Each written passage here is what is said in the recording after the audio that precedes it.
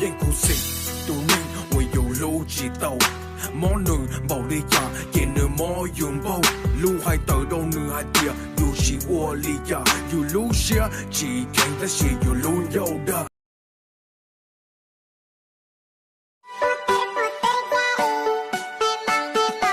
Selamat datang dan salam jumpa dari dunia musik bersama saya Nandalia Remix Production.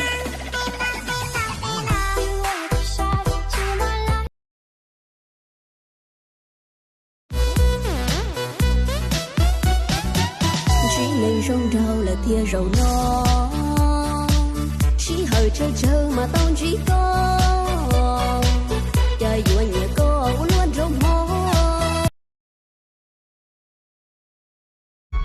Turun kau ya shai trong đi cù non, tôi muốn chỉ ta là nhà tròn tràng trong lo, cho giờ tôi bỏ cò cho chơi địa đơn chia, không trong gì cù share sao tôi có lo nè, giờ cuộc trâu khâu kia thế là tiếc.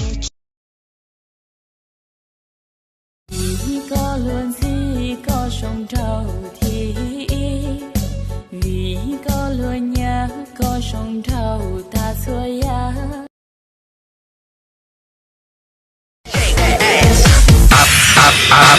I was born for it.